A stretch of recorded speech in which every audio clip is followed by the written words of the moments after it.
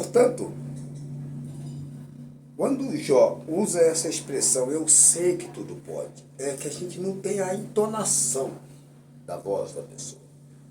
Muito provavelmente era um tom mais ameno, um tom de alguém que reconhecia que estava em situação constrangedora, porque reconhece ter feito o que não deveria fazer. Então vamos entender que ele usa a seguinte entonação. O que é entonação? É o ritmo de voz. Eu sei que tudo pode. Ele baixou a voz.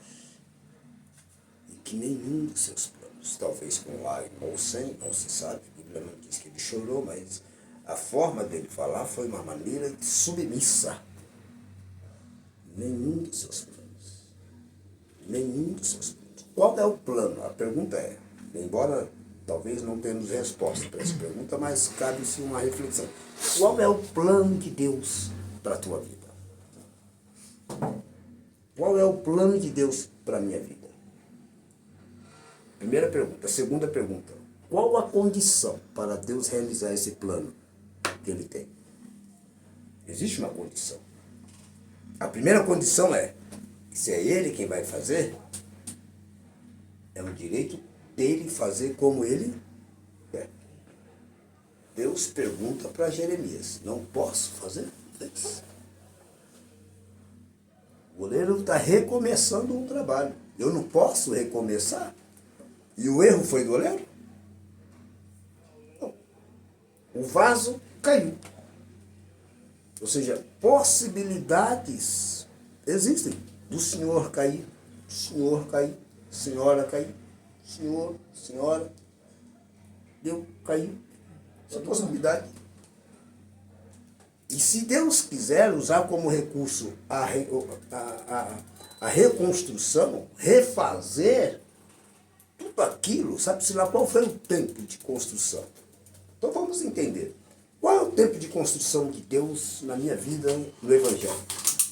Eu converti ao Evangelho em 1988, foi no dia, deixa eu ver se eu lembro, dia 26 de outubro. 88. Uma sexta-feira. De lá para cá, idas e vindas, quedas e recomeços, Deus não desistiu do plano. Deus não desistiu do plano. Por que Deus não desistiu do plano? Porque mesmo com erros cometidos por mim, não houve nenhum erro comprometedor. Qual foi o erro comprometedor que não houve? Blasfemar. Deus aceita tudo, menos que você blasfeme. E tudo que aconteceu na vida de Jó, tudo que ele não podia é o que a mulher aconselhou ele fazer. Blasfemar, né? Pegaram? O conselho da mulher seria o fim do que relacionamento de Jó com Deus. Então o fato de você cair, isso deixa muito claro, e Deus permitiu, aconteceu com todos os homens notórios da Bíblia, a começar com Abraão, depois veio Isaac, Jacó, Moisés. Todos esses homens falharam. Todos. Por que todos falharam? A começar, eu falei a começar, mas como exemplo, né?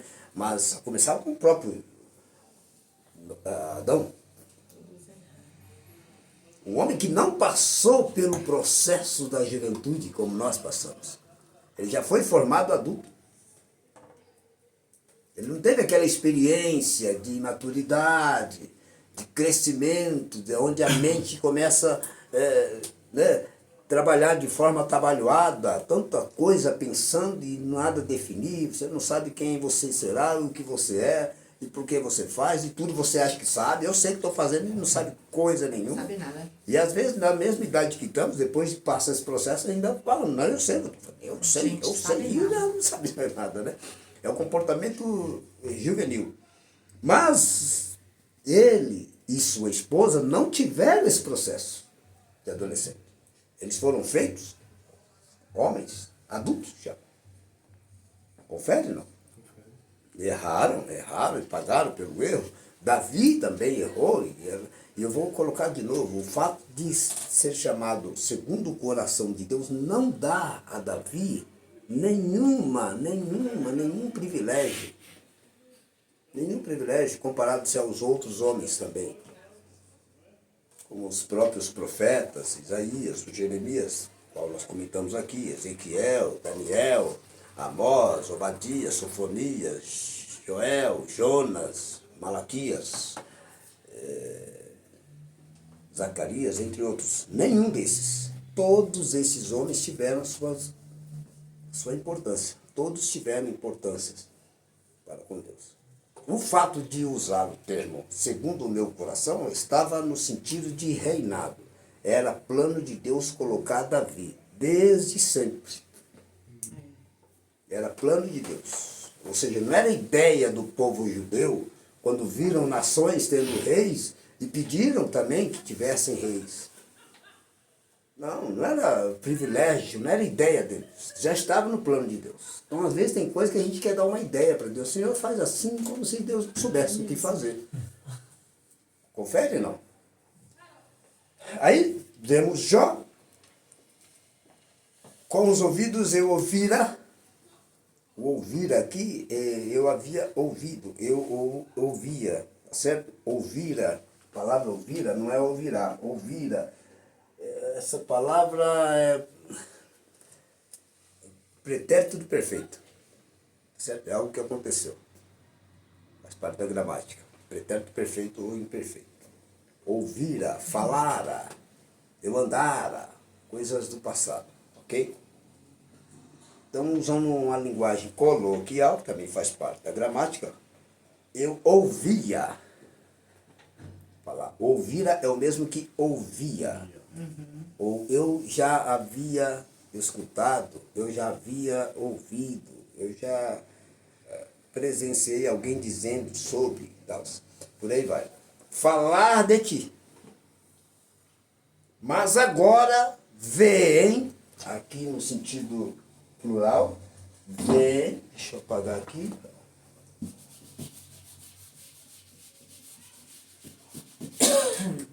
Daí vem, às vezes, a falta de compreensão do texto, se a gente não entender a expressão linguística. Que é o significado da palavra, né? Aqui é uma coisa. Vir é outra coisa. Vem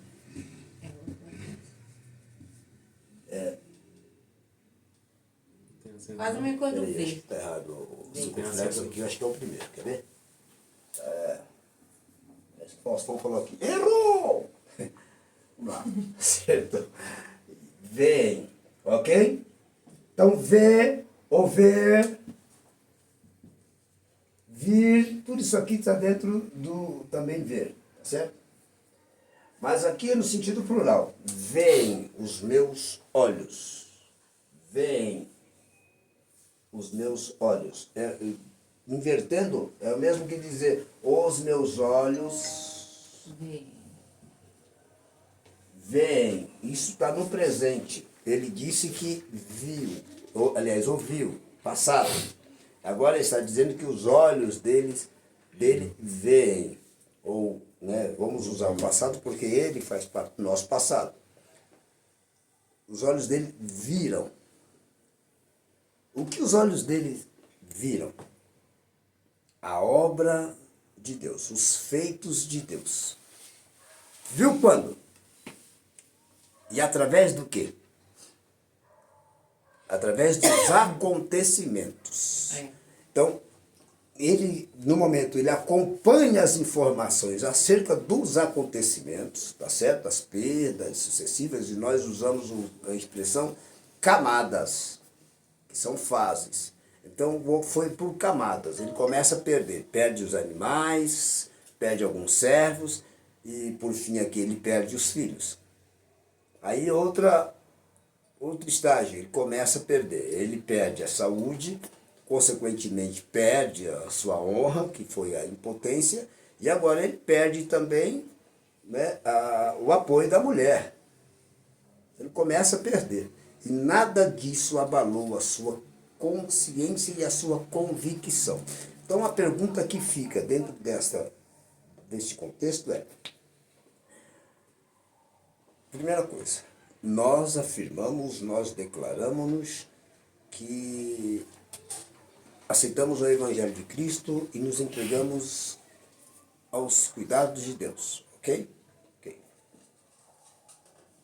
Até quando?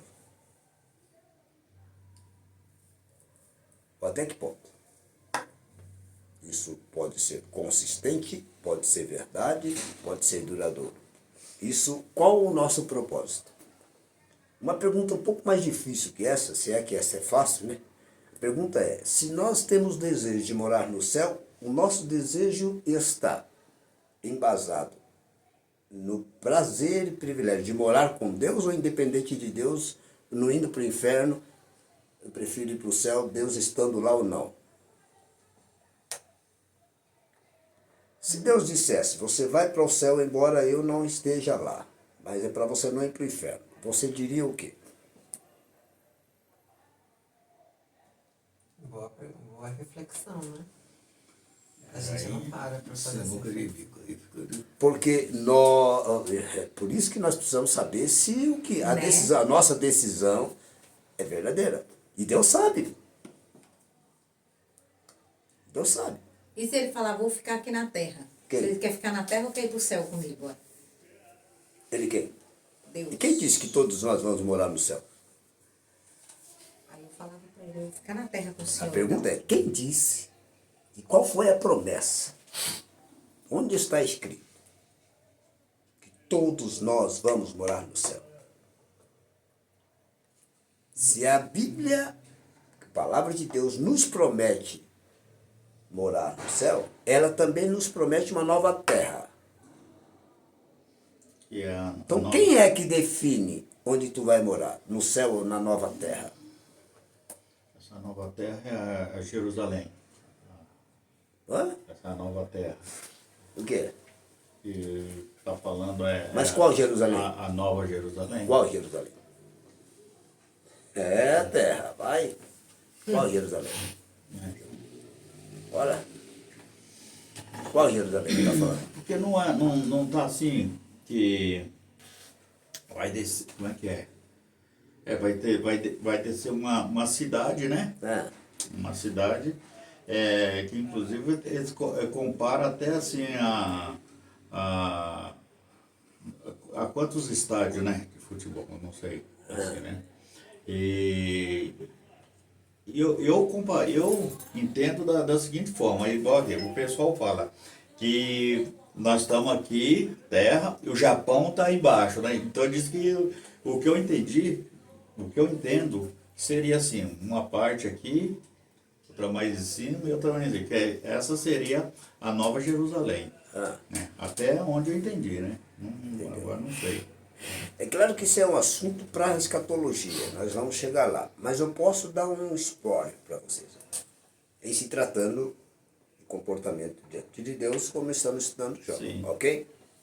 Qual o objetivo de andar com Deus? Como o próprio Enoque, que nós aprendemos na última lição e falamos em outras lições, que andou 300 anos, foi 265 anos com Deus.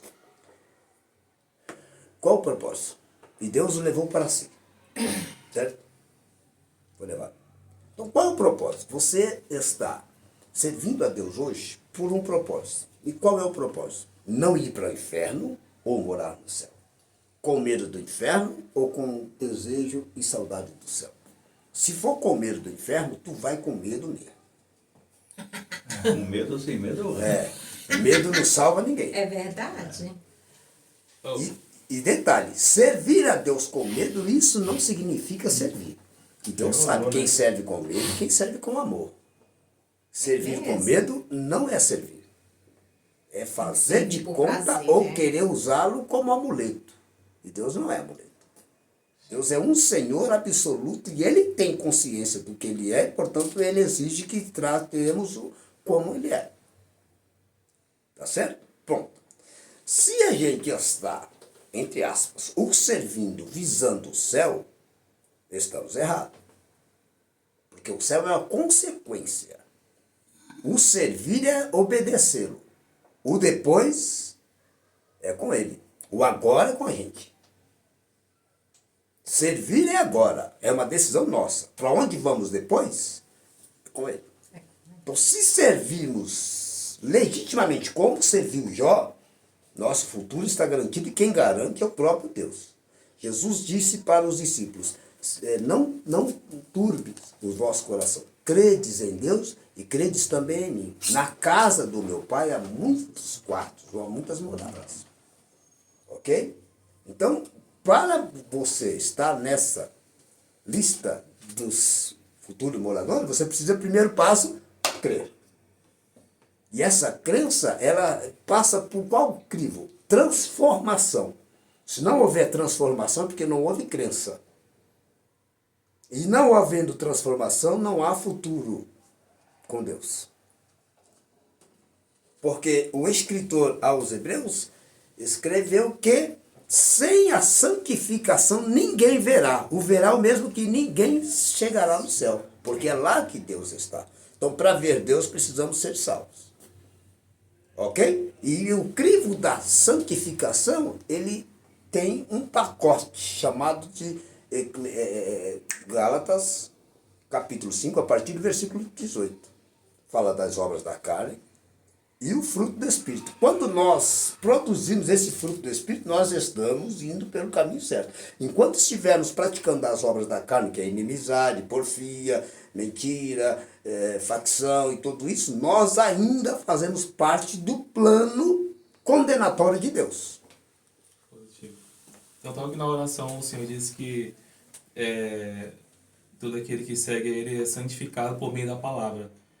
Então, pegando esse gancho aí, eu analisei isso sobre Enoque, quando diz que Enoque andou com Deus. No hebraico, esse andar não quer dizer que ele ficou do lado a lado com ele, mas sim ele exerceu obediência. Então é totalmente diferente, muda a coisa. Porque ele obedeceu a Deus, nem olhando Deus.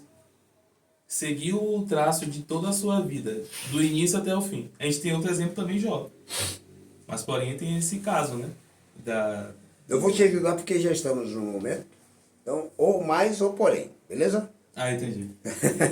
Mas tu foi bem. Agora, só que aí tem uma questão. O hebraico, você trouxe bem, o andar não é do lado. Isso no sentido literal. Literal. Mas no sentido figurado, sim. Porque você não o vê, mas ele está do teu lado. Jesus disse, estarei convosco. Estar convosco não é estar olhando, é estar andando ao lado.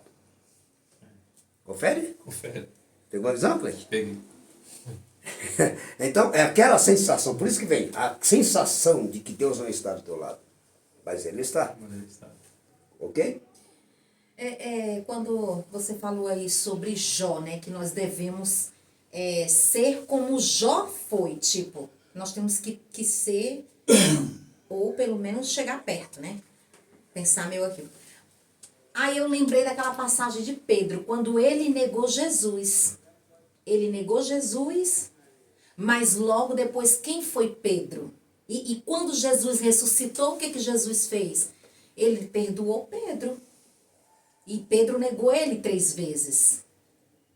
Jesus perdoou Pedro depois que ressuscitou? Depois que ele ressuscitou, ele não voltou. Eu penso que foi, não é não? Na ressurreição, teve a ressurreição dele. Depois dos 3 dias, aí ele encontrou, aí falou, Pedro, você me ama? E ele disse, tu sabes, Senhor. Aí perguntou 3 vezes. Aí ele falou, tu sabes. Então, que ele queria dizer assim, que ele conhecia. Aí me levou assim, tipo, nós não somos perfeitos, certo? Nós temos os nossos erros, tal, né? Que o ser humano tem aqui na Terra. Aí, só que Pedro, aí vem a outra parte, né? A outra história de Pedro, que ele se converteu de verdade, né? Ele veio aquela fé, que é como você está falando, e foi quando tudo... E ele morreu e não negou Jesus, né? Pois é, mas aí vem a questão dos processos, né? Por isso que devemos observar aqui o comportamento de cada personagem. Em tratando do personagem Pedro, ao contrário do personagem Enoque, todos viveram em situações semelhantes, em se tratando de pecaminosidade. No tempo de Enoque já havia muitos pecados. Não por acaso Deus disse para Noé fazer a arca porque precisava destruir aquele povo. Então, todo o plano de Deus de destruição se vê em razão do pecado da humanidade. Ok? Pedro estava passando por um período que chamamos de conhecimento, aprendizado. Então, todos nós, quando estamos passando por esse crivo do discipulado, do aprendizado, nós temos algumas imperfeições que precisam ser corrigidas e reparadas. E essas imperfeições, elas resvalam-se naquilo que estamos observando, se é que estamos aprendendo com o que observamos.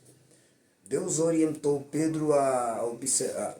Deus orientou Pedro em alguns comportamentos, inclusive quando ele pega a toalha, pega uma bacia e vai lavar os pés dos discípulos. Quando chegou em Pedro, Pedro recusa. Pedro é terrível. Ali foi um comportamento explosivo de Pedro. A natureza de Pedro ainda estava a ser tratada. Quando Deus disse para Pedro que ele era pedra, e sobre aquela pedra ele ficaria escrevendo figura de linguagem e tal, e depois Deus disse que morreria, Pedro disse para Jesus ter misericórdia de si. Ele já sentiu a pedra. Já foi chamar a atenção de Jesus. Jesus falou, para trás de mim, Satanás. Repreendendo o oportunista Satanás, que agora encosta em Pedro, fazendo Pedro chamar a atenção de Jesus. Jesus fez uma promessa de que ele seria pedra, e ele ainda não sendo, já se achava o dono da bagaça. Percebe? Então, se Deus, às vezes, não dá um cascudo no pregador, o pregador pensa que ele é o dono do céu e que Deus agora tem que ouvi-lo. Ok? Como o próprio pastor Carlos, da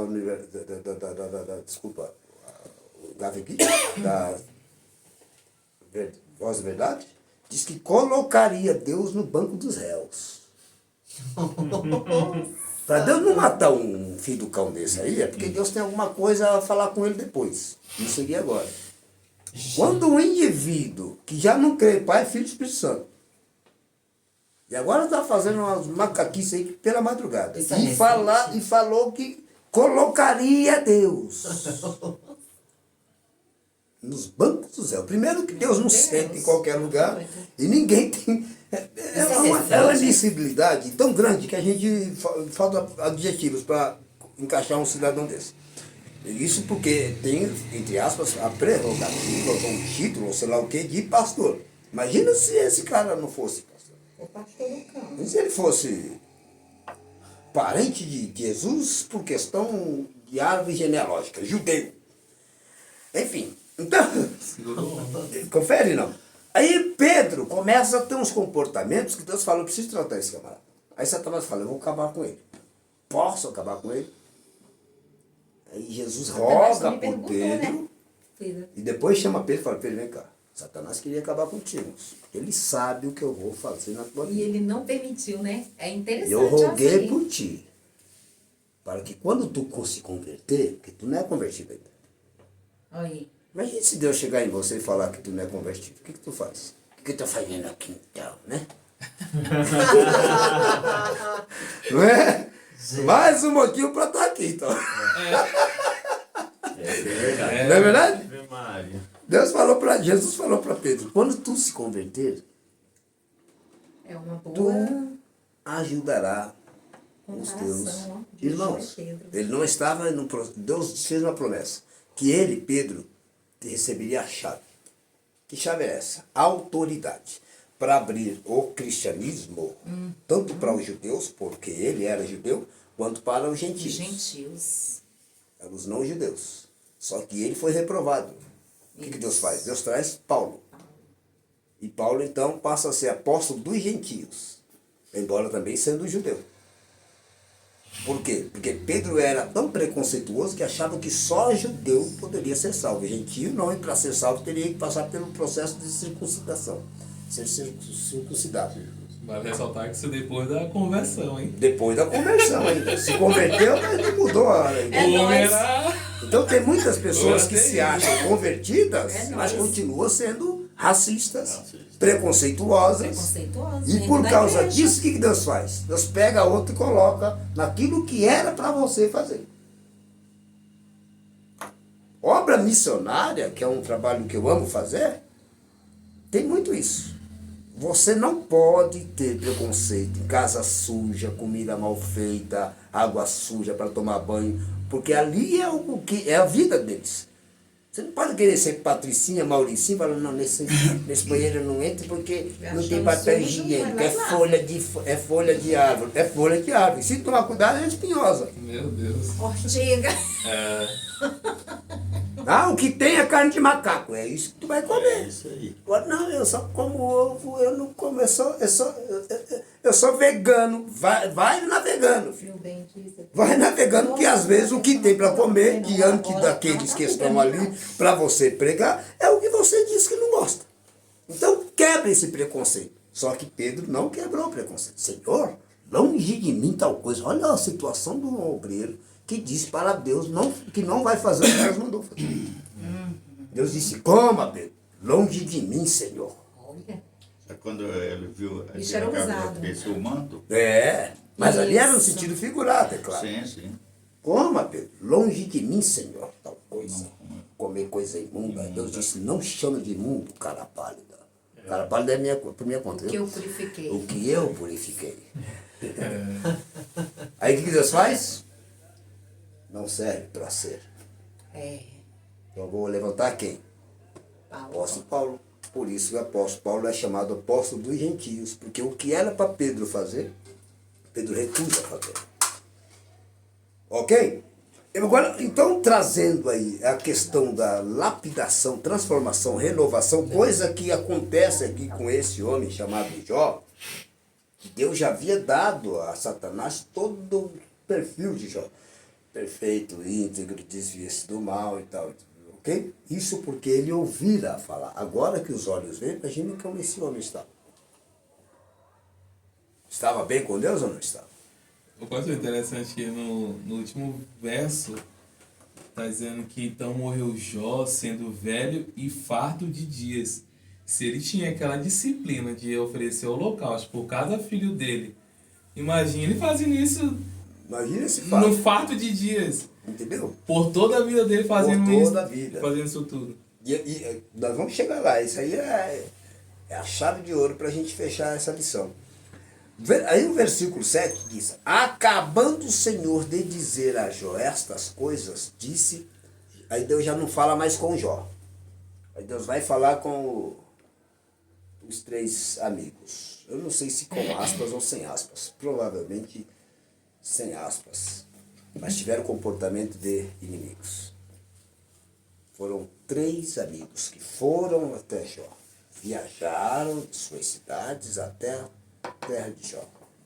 E nós lemos os primeiros capítulos que esses três amigos, eles se assentaram à distância e não reconheceram Jó, dado a sua situação, e choraram por 7 dias, não falaram nada.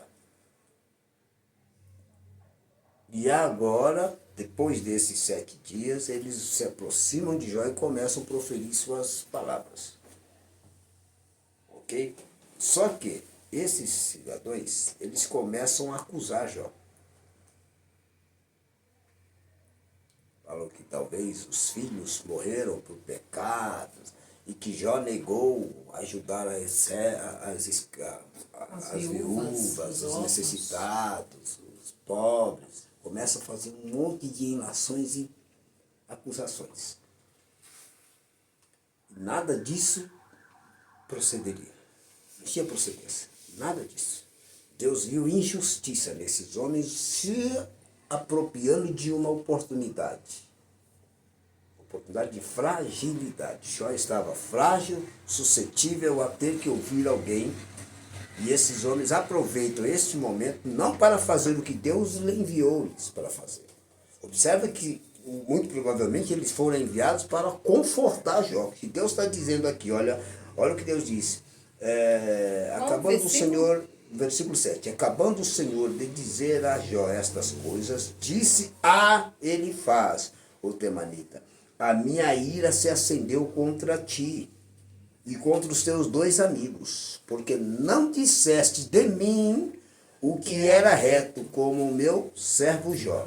Deus estava tão irado, indignado com o comportamento desse cidadão, bem como de seus amigos, que Deus fala com ele assim, e depois Deus fala no versículo seguinte, versículo 8, portanto, a mesma coisa. Portanto, tomai 7 novilhos e 7 carneiros, e ide ao meu servo Jó, e oferecei holocausto por vós. O meu servo Jó orará por vós, e aceitarei a sua oração, e não vos tratarei conforme a vossa loucura. De novo, Deus vai dizer, vós não falaste de mim o que era reto. O que é que Deus está dizendo aqui?